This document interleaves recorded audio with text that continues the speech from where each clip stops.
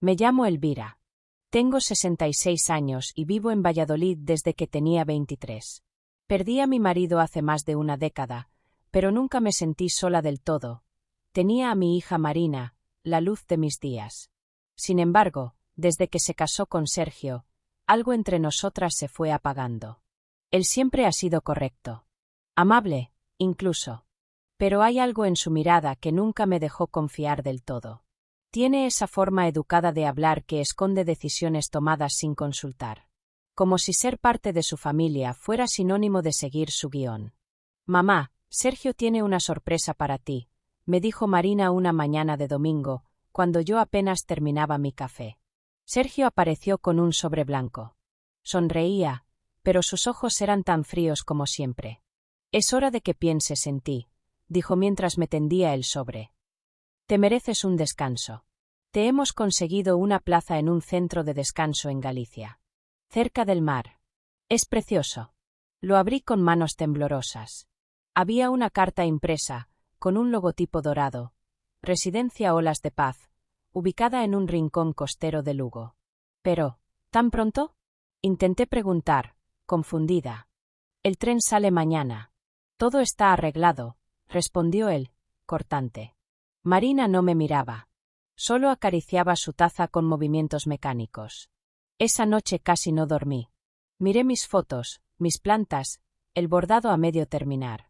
Empaqué despacio. Algo no me cuadraba. ¿Por qué tanta prisa? ¿Por qué ahora? El viaje fue largo. El tren serpenteaba entre montañas y costas mientras la lluvia golpeaba los cristales con una melancolía infinita. Miraba mi reflejo difuso, preguntándome si de verdad era eso lo que merecía, una despedida disfrazada de regalo. Llegué a la estación de Lugo al anochecer. Un autobús esperaba con un cartel escrito a mano, Olas de Paz. Subí en silencio. Éramos 6 pasajeros, todos mayores, todos con esa misma expresión perdida de quien no ha elegido del todo su destino. El trayecto final fue por un camino rodeado de pinos oscuros y bruma espesa. El olor a mar se mezclaba con un aire húmedo y salado que se metía hasta los huesos. Finalmente, al doblar una curva, apareció el edificio. Era un caserón antiguo, de piedra gris y persianas oxidadas. Las luces de la entrada parpadeaban. Me recordó más a un convento olvidado que a un centro vacacional. Una enfermera nos recibió con voz suave pero firme. Llevaba uniforme blanco impecable y una sonrisa que no alcanzaba los ojos. Bienvenidos. A partir de ahora, están en su nuevo hogar. Cuando crucé el umbral y sentí el aire frío del vestíbulo, me invadió una sensación helada. No por la temperatura. Era otra cosa. Como si me hubieran dejado allí. Como si me hubieran abandonado. Como si me hubieran entregado, para no volver. Los primeros días en la residencia Olas de Paz pasaron como en una nube. Todo estaba demasiado estructurado, demasiado limpio, demasiado controlado. Nos despertaban a las 7 en punto con una música instrumental que sonaba por altavoces escondidos. Desayuno a las 8, caminata a las 9, actividades manuales a las 10. Todo medido, cronometrado, repetido como un ritual que nadie osaba cuestionar. Las puertas principales del edificio permanecían cerradas con llave. Lo supe cuando intenté salir a caminar sola por los alrededores y una cuidadora me detuvo con una sonrisa plástica.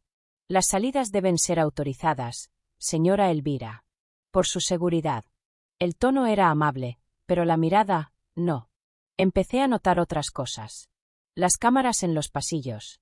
Las miradas fugaces entre el personal. Y esa forma de hablar con nosotros, como si fuéramos niños con la mente extraviada. Me irritaba, aunque intentaba mantener la calma. Tal vez era normal. Tal vez solo necesitaba acostumbrarme. Hasta que conocí a Isabel. Fue una mañana en el patio trasero. Me senté junto a ella sin pensar mucho. Estaba tejiendo algo con dedos temblorosos y mirada seca. Le pregunté cuánto tiempo llevaba aquí. 3 años, respondió, sin levantar la vista. ¿3 años? ¿Y no ha querido regresar a casa? Me miró entonces. Una mirada profunda, de esas que no necesitan palabras. Pero habló igual. ¿Tus familiares no te lo dijeron? Aquí no se viene a pasar una temporada. Aquí se viene A desaparecer. Pensé que era una exageración. Una mente afectada por la edad, por la soledad. Pero al atardecer, cuando regresamos a nuestras habitaciones, Isabel pasó por mi puerta y murmuró apenas audible. No te van a dejar ir. Ninguno se va de aquí, Elvira. Esa noche no dormí. Me levanté varias veces, mirando por la ventana al jardín cerrado, al portón con candado. Todo en silencio. Todo demasiado perfecto. Al día siguiente decidí llamar a Marina. Busqué mi teléfono. No estaba en el cajón donde lo había dejado. Lo encontré finalmente en mi bolso, pero no encendía. La batería, tal vez. Fui hasta el mostrador de enfermería, con una sonrisa nerviosa. Pedí usar su teléfono. La enfermera, una joven con coleta apretada, revisó algo en una carpeta, frunció los labios y me miró con compasión artificial. Señora Elvira, usted no tiene familiares registrados en su ficha de ingreso. ¿Cómo que no? Mi hija Marina. Mi yerno Sergio. No figura nadie, lo siento. Pero si quiere, puede escribir una carta. Nosotros la enviamos. No dije nada. Volví a mi habitación con la garganta cerrada. Y por primera vez en mucho tiempo, sentí miedo de verdad. Los días se diluyen aquí, como el azúcar en un té tibio. Sin sabor, sin ruido. Me despertaba cada mañana sin saber si era martes o sábado, si la luz gris del cielo era la misma que el día anterior o simplemente la recordaba así. Nadie hablaba de lo que sentía. A veces, en el desayuno, alguno murmuraba algo sobre dolores de espalda o sueños raros, pero todo era tan superficial. Como si todos hubiéramos aprendido a vivir con una venda invisible en los ojos. A Isabel la veía cada vez menos. A veces estaba en su cuarto, con la mirada fija en la pared, ausente. Otras veces ni siquiera salía. Algo en ella se había quebrado, aunque nadie decía nada. Fue una tarde sin viento cuando lo encontré. Me había escapado un rato a la biblioteca, un lugar que pocos usaban. Allí, en la última estantería, detrás de unos manuales de fisioterapia, vi un cuaderno encuadernado con hilo rojo. Antiguo. Polvoriento. Al abrirlo, supe que no debía leerlo. Pero lo hice. Era el diario de un hombre llamado Luis R., fechado entre 2017 y 2020. 3 años de pensamientos encerrados en ese cuaderno que alguien se había olvidado, o escondido, entre libros médicos. Nos tratan bien. Nos alimentan, nos bañan, nos visten. Pero no hay amor aquí. No hay familia. Solo rutina. Me dijeron que mis hijos vendrían a visitarme. No vinieron nunca. Una cuidadora me dijo una vez que los familiares pagan una cuota anual a través de una fundación. ¿Qué clase de fundación se encarga de hacer desaparecer a sus ancianos? Sentí un nudo en el estómago. No todos están enfermos. Algunos como yo estamos lúcidos. Eso es lo peor. Porque vemos. Porque entendemos que esto no es un hogar. Es una jaula cómoda, pero jaula al fin. Pasé horas leyendo. Las letras se hacían más torpes hacia el final. El último párrafo me heló. Si alguien encuentra esto, todavía estamos vivos. Pero cada día, un poco menos. Guardé el diario en mi ropa. No podía dejarlo allí. Esa noche no dormí. Caminé de un lado al otro de la habitación. ¿Y si era verdad? ¿Y si todo esto era un sistema cuidadosamente diseñado para borrar a los que ya no servimos? A las 3 de la madrugada tomé una decisión. Me puse un abrigo, tomé el diario, y salí sigilosamente. Sabía que la puerta trasera del invernadero tenía una cerradura vieja. Tal vez.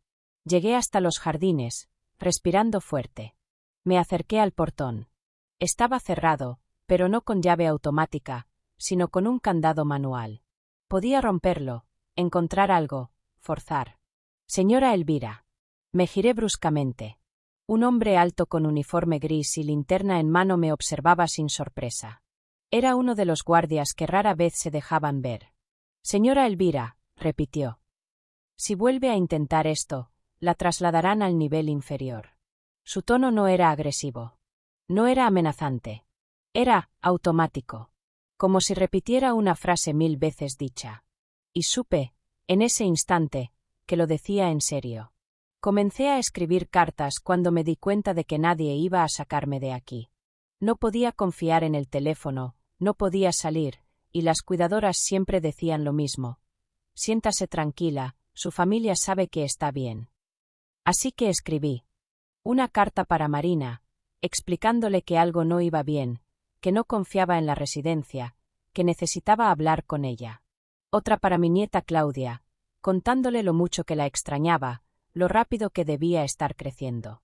Incluso escribí una para Ángela, mi vecina de toda la vida, esperando que ella pudiera sospechar algo extraño. Las escondía bajo el colchón, envueltas en una bolsa de plástico, esperando el momento adecuado para entregarlas. Una semana después, cuando por fin me armé de valor, fui a la enfermería con una sonrisa forzada y pregunté si podían enviar mis cartas por correo. Claro, señora Elvira, me dijo la misma enfermera de coleta apretada. Nosotros nos encargamos. Siempre lo hacemos. Se llevó los sobres con una delicadeza fingida, como si fueran documentos importantes. Esa noche dormí un poco mejor. Por un momento, creí que algo cambiaría. Pasaron los días. Luego 2 semanas. No hubo respuesta. Ni una sola palabra. Un día, de camino al jardín, vi que la puerta de la oficina administrativa estaba mal cerrada. Pasé de largo, y volví 5 minutos después. Nadie dentro. Entré en silencio. Revisé el escritorio. Archivos, carpetas, llaves, y una caja de cartón bajo la mesa. Estaba llena de cartas. Todas abiertas. Todas sin sello. Y entre ellas, reconocí mi letra. Las 3 cartas. Arrugadas. Leídas. Nunca enviadas. Me temblaban las piernas. Salí de allí sin que me vieran, o eso quise creer. Volví al jardín en busca de aire. Me senté en una banca de madera cerca del limonero. El sol de otoño atravesaba las ramas con una suavidad triste. Fue entonces cuando lo vi. Tallado en la madera del banco, medio oculto por el musgo, alguien había escrito con una navaja: «No estás sola. Sigue». Toqué las letras con los dedos. No era una ilusión. Alguien más había estado aquí antes. Alguien que también quiso resistir. Que no se dejó vencer por el silencio y la rutina. Esa noche, mientras intentaba dormir, mi corazón latía con fuerza. Una mezcla de miedo y esperanza me mantenía alerta. Y entonces, lo escuché. Un susurro. Apenas audible, junto a la rendija de mi puerta. Mañana. A medianoche. Almacén junto a la cocina. No me moví. Ni respiré por unos segundos. Pero lo había escuchado claramente. Alguien me estaba llamando. Y por primera vez en mucho tiempo, tuve esperanza. No dormí aquella noche. La voz del susurro me seguía como un eco en la mente. Mañana. A medianoche. Almacén junto a la cocina. Esperé. Fingí normalidad durante el desayuno, durante la caminata obligatoria por el jardín, durante las sesiones de terapia ocupacional, en la sala de pintura donde nadie pintaba nada que no fuera gris. Cuando llegó la noche, me vestí con ropa oscura y guardé el diario de Luis bajo mi blusa. Había algo en mí que ya no aceptaba el silencio. Fui puntual. A las 12 en punto, deslicé la puerta del almacén. Estaba oscuro, húmedo, olía a cloro y a metal viejo. Una figura apareció entre cajas de productos de limpieza. «Soy yo», susurró. «Isabel». La abracé. No pude evitarlo. Ella me miró con una expresión que nunca antes le había visto: determinación.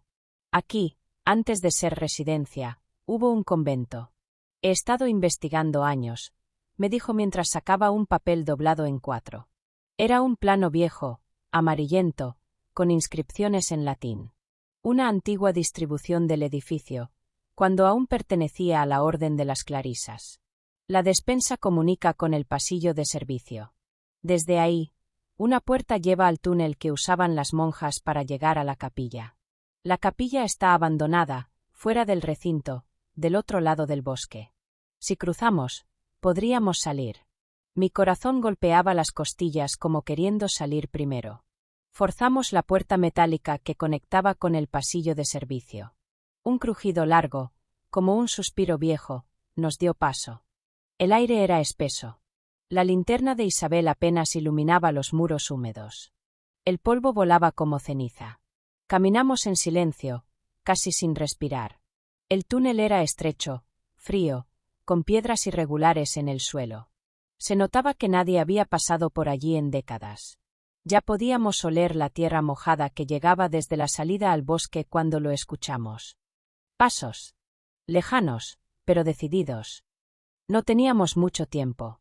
¡Corre!, gritó Isabel. Corrimos. El túnel se inclinaba hacia abajo. El suelo estaba resbaladizo. Mis rodillas dolían, pero no podía parar. Entonces lo vi de reojo. Isabel tropezó. Cayó mal. Su pierna quedó en un ángulo imposible. Me detuve. «Sigue tú», me gritó entre dientes apretados, luchando contra el dolor. La capilla estaba a unos metros. La salida, tan cerca. Pero no pude. No podía dejarla. Regresé, la tomé del brazo. Ella lloraba, no por el dolor, sino por saber que la oportunidad se escapaba. Y en ese momento, la linterna se apagó. Una luz mucho más fuerte nos cegó. Una voz áspera nos gritó. «¡Alto!». Nos rodearon dos hombres de uniforme gris. No corrimos. No gritamos. Solo nos miramos. Y nos dimos la mano. Sabíamos lo que venía. El castigo. El aislamiento. O algo peor. Pero por primera vez desde que entré aquí. No estaba sola. Me desperté en una habitación que no reconocía. Las paredes eran grises, sin cuadros, sin reloj, sin ventana. No sabía si era de día o de noche. Solo había una lámpara en el techo que parpadeaba cuando le daba la gana. No encendía todo el tiempo.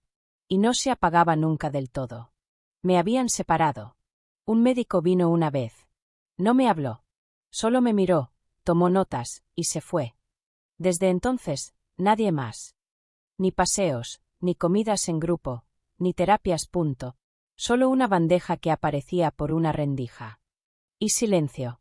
La soledad no me daba miedo. El silencio sí. Era espeso. Denso. Tan profundo que uno podía perderse en él. Pero no estaba tan sola como ellos pensaban. La primera noche, escuché 3 golpes. 1. Pausa. 2 seguidos. Era ella. Isabel. Corrí hacia la pared. Toqué con los nudillos, suave, como ella. Respondió. Y así, durante días, nuestras noches se llenaron de señales. 3 golpes si todo estaba bien. 2, si algo no lo estaba. 1 largo, si alguien venía. Nos habíamos inventado un lenguaje en la oscuridad. Y eso nos mantenía vivas. Una semana después, alguien más llegó. La escuché la primera vez por el pasillo. Zapatos nuevos. Pasos cuidadosos. Luego, la puerta al lado se cerró con el mismo ruido que la mía. Era joven. Tal vez unos 50. Morena. Voz firme. Se llamaba Mariola. De Valencia. Cuando me dejaron salir al baño común, escoltada, claro, la vi por primera vez. Nos miramos. Yo solo dije una frase, en voz baja, sin mover mucho los labios. Esto no es lo que parece. No confíes en ellos. Ella no respondió. Pero no bajó la mirada. Me observó en silencio, como si memorizara cada palabra. Y supe, había comprendido. Y no lo olvidaría. Cada día me decía, si no salgo yo, saldrán otras. Si mi voz no se oye, hará eco en otra garganta. Entonces, esa noche, mientras trataba de dormir sobre el colchón duro, escuché algo. No golpes. Un susurro. Junto a mi puerta. Mañana. A las 3. El mismo tono que aquella noche en la despensa. La misma tensión en la voz. Alguien planeaba algo. Y esta vez no estaba sola. Me senté en la cama, con el corazón latiendo como tambor de guerra. La lucha no había terminado. Y yo aún no había dicho mi última palabra. Gracias por seguir con nosotros en el canal Deseos Prohibidos. Suscríbete, dale like y no te pierdas nuevas historias apasionantes.